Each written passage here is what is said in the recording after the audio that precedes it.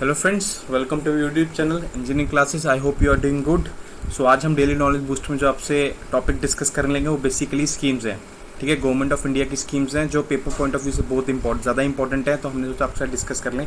इससे directly question आ ही जाएगा paper में। ठीक है, जो पहली स्कीम है बेटा उसका नाम है प्रधानमंत्री किसान सम्मान निधि योजना। प्रधानमंत्री किसान सम्मान निधि योजना, ठीक है, इसको पीएम किसान योजना भी कहते हैं। ठीक है, the scheme was started with a view to augment the income of the farmers by providing a income support to all land holding farmers families across the country। Basically क्या कह रहा है ये, मैं लेमन टर्म में आपको समझा देता हूँ कि गवर्नमेंट ऑफ इंडिया ने क्या सोचा, क्या देखा कि हमारे जो फार्मर्स हैं वो इकोनॉमिक डिस्ट्रेस में बहुत ज़्यादा हैं।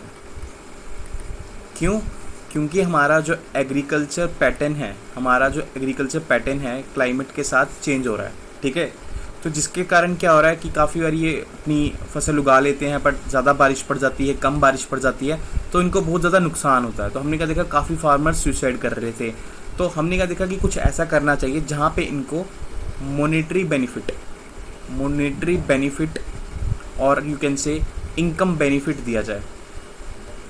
ठीक है, तो गवर्नमेंट ने क्या सोचा, इसके लिए हम क्या करते हैं, इसके लिए हम कुछ एक इनके लिए पैसे का कुछ प्रोवाइड कराया जाता है, इनको कुछ ऐसे पैसे का सोर्स देते हैं, इनकम का सोर्स देते हैं।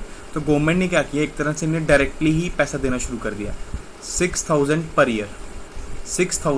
ईयर ये गवर्नमेंट इनको प्रोवाइड कराती है। कौन सी गवर्नमेंट बेटा? याद ना, गवर्नमेंट ऑफ इंडिया। ठीक है, ये इनको प्रोवाइड कराती है। ठीक है, तो ये जो 6,000 है बेसिकली 3 में डिवाइड हो जाएगा, 3 इंस्टॉलमेंट्स में 2,000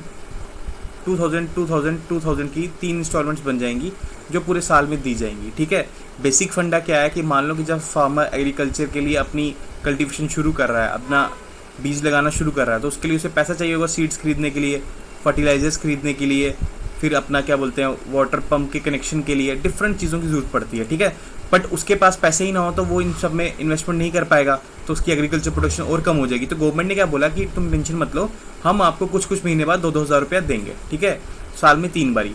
तो गवर्नमेंट ने कुछ ऐसा शेड्यूल रखा है इसका कि जब उसे इस चीज़ की ज़रूरत पड़ रही है, जब उसे सीज़न आ रहा है, उसके जो कल्टीवेट करनी है, जो भी उसने कल्टीवेट करना है एग्रीकल्चर में, उसका सीज़न आ रहा है, तो गवर्नमेंट उससे पहले उसे पैसे प्रोवाइड करवा देगी ताकि वो सीड खरीद सके, बाजार से फर्टिलाइजर खरीद सके, वाटर पंप खरीद सके।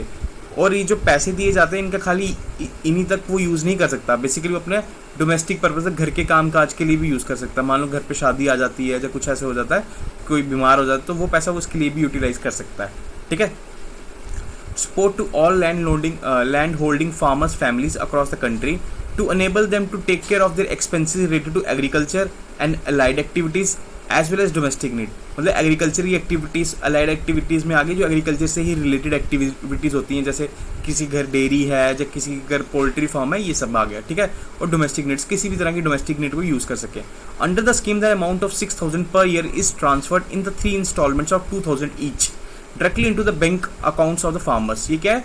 डीबीटी है एक तरह का, डायरेक्ट बेनिफिट ट्रांसफर। मतलब कि पैसे हम डायरेक्टली ट्रांसफर कर रहे हैं किसके अकाउंट में? पर्टिकुलर फार्मर के अकाउंट में कर रहे हैं, ताकि वो उस पैसे का अपने हिसाब से यूज़ कर सके। पहले क्या प्रोसेस होता था, पहले हम क्या कहते थे कि आप दुकान पे जाओ और जो फर्टिलाइज़र था वो 20 रुपये का था, तो आप अपना कार्ड दिखाओ, वो 10 रुपये का ले जाओ। ठीक है, 10 रुपये आपको खुद डालने पड़ेंगे। ठीक है, बाकी 10 इसको गवर्नमेंट बाद में दे देगी। तो इससे बड़ी करप्शन होने लग पड़ी। जो लोग फार्मर नहीं भी थे वो फार्मर का कार्ड लेके जाते थे और इनसे अपना 10 रुपये का ले लेते थे। तो गवर्नमेंट ने क्या सोचा कि करप्शन को खत्म करने के लिए क्या करेंगे कि हम फार्मर को सीधा 20 रुपये दे देंगे कि भाई तू जा और ले। अब ऑब्वियसली फार्मर के पास ही 20 रुपये आएंगे, वो आधार कार्ड से लिंक्ड होगा अकाउंट, तो उसके पास जो दुकानदार के पास जाएगा फार्मर ही जाएगा। ठीक है, और कोई भी जाएगा तो उसको अपने पैसे खर्चने पड़ेंगे। बट गवर्नमेंट किसको पैसे दे रही है? फार्मर को पैसे दे रही है, ताकि डायरेक्टली करप्शन ना हो सके, डायरेक्टली पैसा किसके पास पहुंचे? डायरेक्ट फार्मर के पास ही पहुंचे सिर्फ। ठीक है, subject of certain exclusion criteria relating to other income status. कह रहा है कि कुछ एक्सक्लूजन क्राइटेरिया भी रखा है इसके लिए कि कुछ फार्मर्स इसके लिए अलाउड नहीं है, वो भी हम आगे देखेंगे क्या। ठीक है, the entire responsibility of identification of beneficiaries rest with the state and UT government. Government of India क्या कर रही है? पैसा दे रही है, मनी सप्लाई कर रही है। ठीक है बेटा, अब वो पैसा किस फार्मर के पास जाएगा?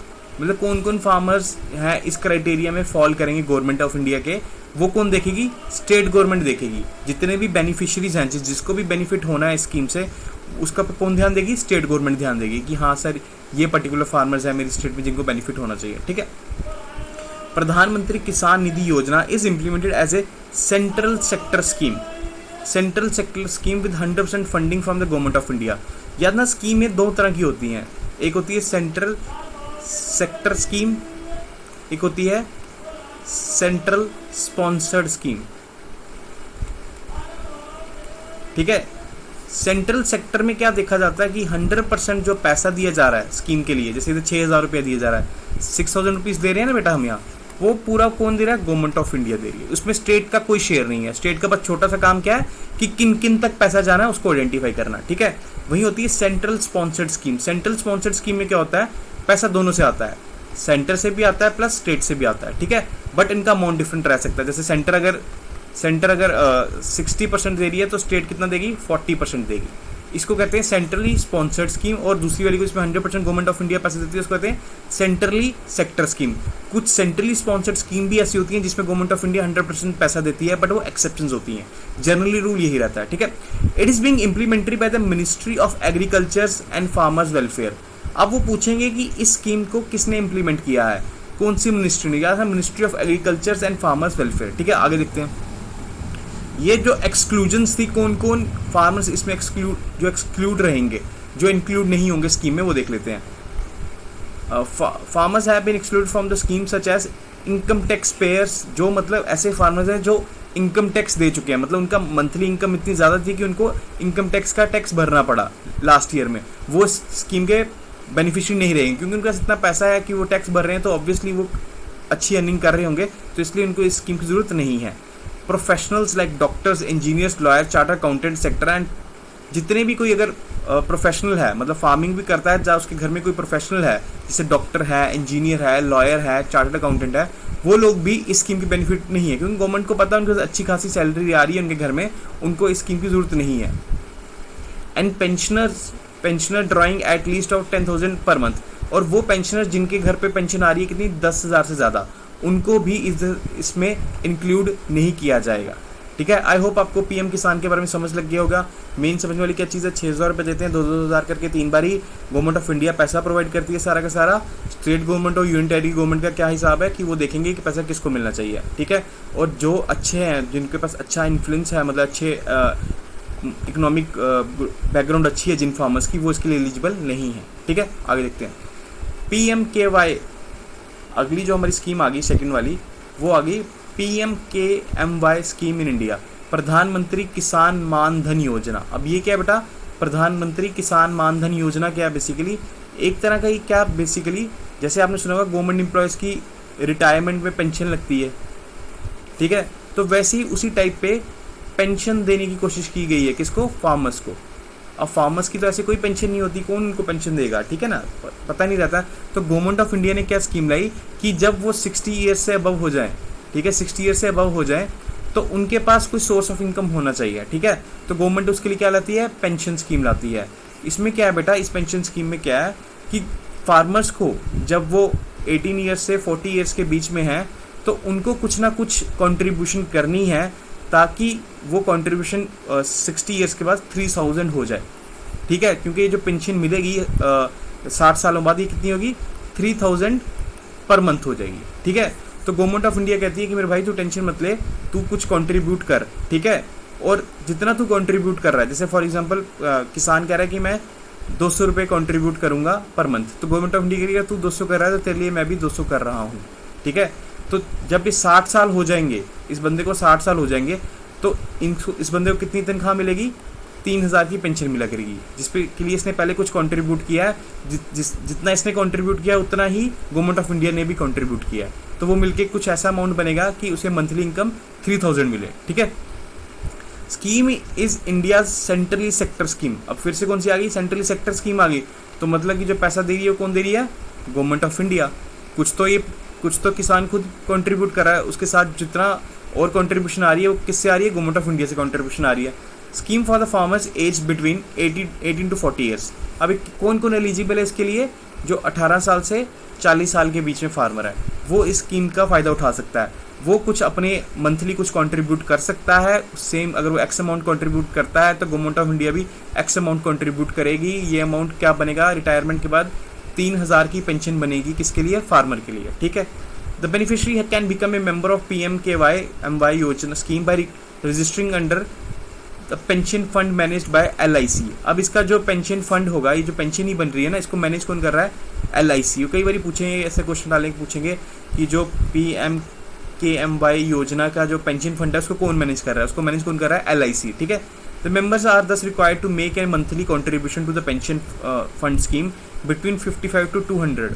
अब जैसे मैंने आपको एग्जांपल दी ना, ये क्या करें कि नेट में कितना बनना चाहिए? 3000 बननी चाहिए मंथली इनकम। ठीक है, उसकी मंथली पेंशन 3000 बननी चाहिए जब वो 60 साल के ऊपर हो जाएगा। तो उस हिसाब से देखा जाएगा कि वो कितना कंट्रीब्यूट करे, कितना मतलब 55 रुपीज़ से 200 के बीच में कितना कंट्रीब्यूट करे ताकि वो 3000 बने बाद में।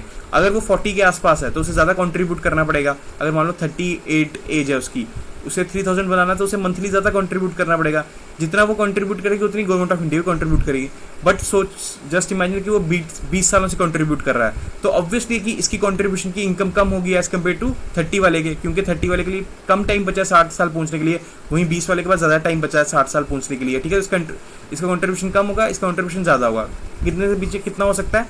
55 से लेके 200 के बीच में कंट्रीब्यूशन हो सकता है। ठीक है, depending on their age with the provision of equal contribution by the central government. सबसे इंपॉर्टेंट फैक्ट इसमें ये है कि वो जितना भी कंट्रीब्यूट करे, मान लो 30 साल वाला 150 कंट्रीब्यूट करता है तो गवर्नमेंट ऑफ इंडिया भी उसके साथ 150 कंट्रीब्यूट करेगी। ये 20 साल वाला 80 रुपीज़ कंट्रीब्यूट करे तो गवर्नमेंट ऑफ इंडिया भी उसके साथ 80 रुपीज़ कंट्रीब्यूट करेगी, ताकि 60 साल बाद जब 60 ईयर्स हो जाएं, आफ्टर 60 ईयर्स उसको कितनी पेंशन मिले?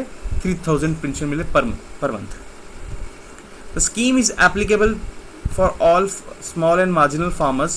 The ratio of the contribution that must be made by them and union government under this योजना is 1:1। वही सेम देगा, अगर वो 10 रुपये दे रहा है तो वो भी 10 रुपये देगा। The government contribution under PMKMY scheme is equal to the monthly contribution made by the farmer। वही बात जो मैंने बताया कि सेम रहेगी, जो गवर्नमेंट ऑफ इंडिया की रहेगी वही रहेगी जो किसान की रह रही है। Who are eligible for PMKMY योजना? कौन कौन एलिजिबल है? All small and marginal farmers eligible है, belonging from all states and union territories. वो पूछते हैं कई बारी कि क्या ये पैन इंडिया है? पैन इंडिया मतलब थ्रू आउट इंडिया चल रही है या किसी पर्टिकुलर स्टेट्स में चल रही है? तो याद ना, ये पैन इंडिया है, सभी स्टेट्स में चल रही है। एज कितनी? 18 से 40 साल जो हम पढ़ चुके हैं पहले ही। ठीक है, farmers following with in preview of exclusion criteria not eligible for the benefit. इसमें भी कुछ एक्सक्लूजन क्राइटेरिया रखा गया है। क्या एक्सक्लूजन क्राइटेरिया जो इसके लिए एलिजिबल नहीं है? कुछ ऐसा है, small and marginal farmers who are already registered under other scheme such as national pension scheme, employees state insurance corporation scheme, employees fund organisation scheme etcetera. मतलब वो फार्मर्स जिन्होंने पहले ही किसी न किसी अदर स्कीम में अपनी पेंशन के लिए अप्लाई कर रखा है, ठीक है, पेंशन स्कीम में अपने आप को एलिजिबल करा रखा है, वो इसके लिए एलिजिबल नहीं है।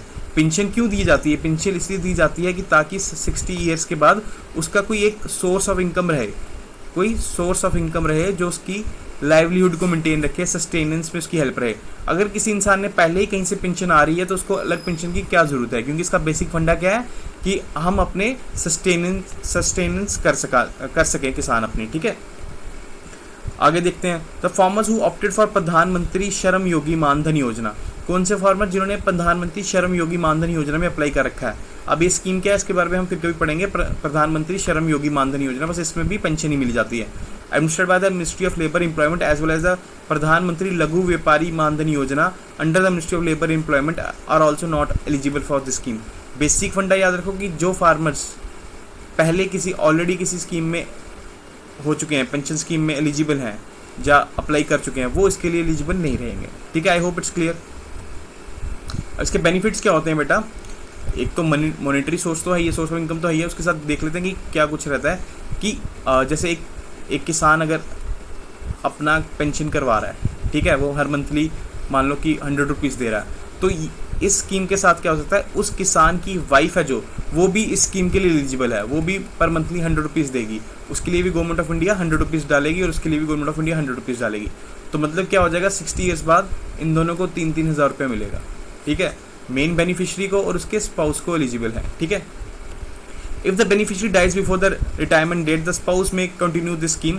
फॉर एग्जाम्पल, अगर एक ए बंदा है, वो 150 रुपीज़ दे रहा था, ठीक है, बट स्कीम के बीच में ही उसकी डेथ हो जाती है। ठीक है, तो जो उसकी स्पाउस होगा, ठीक है, बी बंदी, वो क्या करेगी, 150 देना कंटिन्यू रखेगी, उसको गवर्नमेंट ऑफ इंडिया भी 150 देगी उसके अकाउंट में, और फिर वो किसके लिए एलिजिबल है, जब वो 60 साल के ऊपर हो जाएगा तो किसके लिए एलिजिबल है, 3000 के लिए पेंशन स्कीम के लिए एलिजिबल है। ठीक है, तो मतलब उसके स्पाउस के पास भी बेनिफिट आ जाता है कि अगर उसका हस्बैंड एक्सपायर हो चुका है, जो उसकी वाइफ एक्सपायर हो चुकी है, जो स्कीम में एलिजिबल थी, जो स्कीम का फ़ायदा उठा रही थी, उसके बाद उसका स्पाउस भी वो फ़ायदा उठा सकता है बाय कंटिन्यू द कंट्रीब्यूशन। ठीक है, if there is no spouse then the total contribution along with the interest will be paid to the nominee. अगर किसी का कोई स्पाउस नहीं है तो क्या होगा, जितना भी टोटल कंट्रीब्यूशन कर रखा होगा उसके मर जाने के बाद किसको दिया जाएगा, नॉमिनी को। ठीक है, if the farmers dies after retirement date the spouse will receive 50% of the pension as a family pension.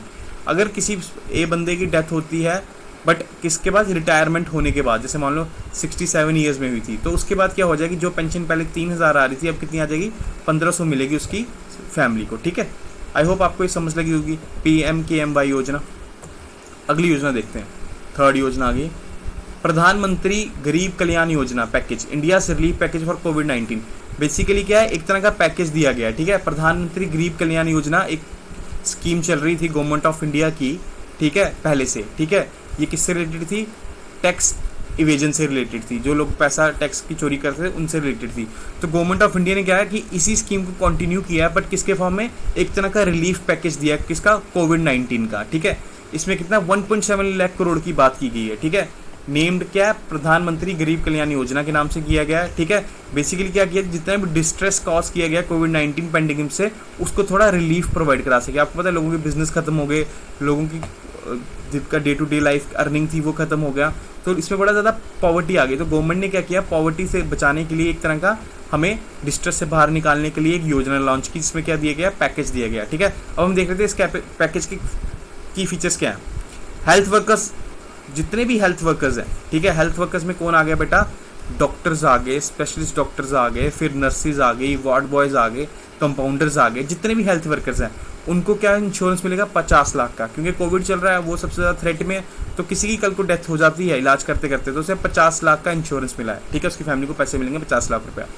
दूसरी क्या चीज़ है इसमें, पहली आ गई हेल्थ वर्कर्स के लिए, दूसरा आ गया फार्मर्स के लिए, और दूसरा आ गया नॉर्मल पब्लिक के लिए, जिसमें क्या है कि फूड ग्रेन्स टू पुअर, जो भी थोड़े गरीब लोग हैं उनको 80 crore poor people under the NFSA। आपको बताया था मैंने, NFSA के बारे में आपसे डिटेल में वीडियो में डिस्कस किया था।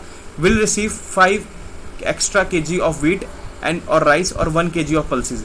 जो अभी हमारा PDS सिस्टम चल रहा है, पब्लिक डिस्ट्रीब्यूशन सिस्टम चल रहा है, उसमें हम क्या करेंगे, 5 kg वीट एक्स्ट्रा दे देंगे और प्लस और राइस और plus 1 kg of pulses extra देंगे, ताकि किसी को भूखमरी का शिकार ना होना पड़े, कोई भूखा ना सोए।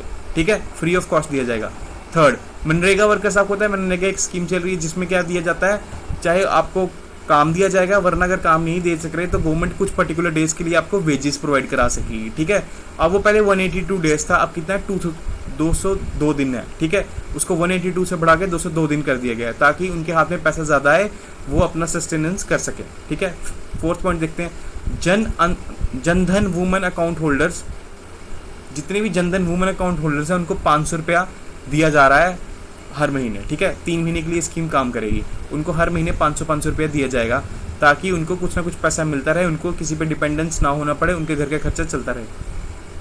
Fifth, senior citizen disabled and poor widows, senior citizen हैं जो डिसेबल्ड हैं, जो हैंडीकैप्ड हैं, और पुअर विडोज हैं, इनको कितना पैसा दिया जाएगा, 1000 rupees through existing pension scheme. जितनी भी एग्जिस्टिंग पेंशन स्कीम चल रही होंगी उसके साथ साथ 1000 रुपया और दिया जाएगा, ताकि वो अपना इकोनॉमिक कवरेज कर सकें। ठीक है, sixth, farmers, front loading of 2000 them under existing PM किसान योजना।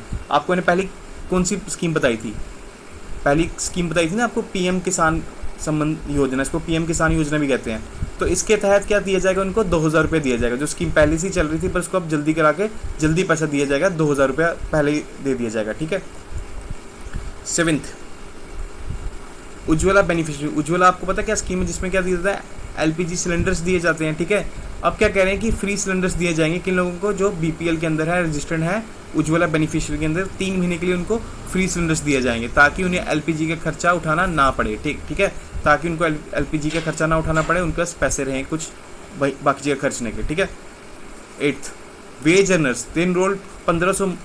वेज अर्नर्स क्या होगा बेटा, कि those earning below 15,000 per month in firms having less than 100 workers will receive 24% of their monthly wages in their PF account for next 3 month. जो लोग 15,000 से कम कमा रहे हैं, किसी ऐसी कंपनी में लगे हैं जहाँ पे 100 से कम वर्कर्स हैं, ठीक है, उनको क्या दिया जाएगा, 24% ऑफ देयर मंथली इनकम किस में जमा कराई जाएगी, हमारे पीएफ अकाउंट्स के अंदर जमा कराई जाएगी। प्रोविडेंट फंड अकाउंट होता है जो, उसके अंदर 24% उनकी मंथली इनकम का जमा कराया जाएगा, ताकि उनके पास पैसा रहे कल को खर्चने को। ठीक है, लास्ट क्या बेटा, construction worker. Centre has directed state to use construction workers welfare fund to give relief to 3 crore registered workers. Centre ने क्या बोला कि कंस्ट्रक्शन वर्कर्स जो वेलफेयर है उससे 3.5 करोड़ रुपया डाला जाए, ताकि जो रजिस्टर्ड वर्कर्स हैं उनको बेनिफिट दिया जाए। क्योंकि जो वर्कर्स हैं उनके पास काम नहीं रहा, अब वो पहले खाली डिपेंड थे होली एंड सोली अपने काम पे, अब वो दिहाड़ी नहीं लग रही है, तो इसलिए उनको गरीबी ना आए, उनको परेशानी ना हो, इसके लिए गवर्नमेंट ने स्कीम लाई थी। ठीक है, आई होप आपको समझ आई होगी ये स्कीम के बारे में। प्रधानमंत्री गरीब कल्याण योजना पैकेज के बारे में समझ आया होगा। फिर आपको प्रधानमंत्री KMY स्कीम के बारे में समझ लगा होगा। फिर आपको प्रधानमंत्री किसान स्कीम के बारे में समझ लगा होगा। I hope it's clear. आप इसके बारे में पढ़ेंगे तो आपको अच्छा लगेगा, और क्या बोलते हैं, आपका ज़रूर कोई ना कोई क्वेश्चन इस पेपर इस वीडियो से आएगा ही आएगा। Okay, take care.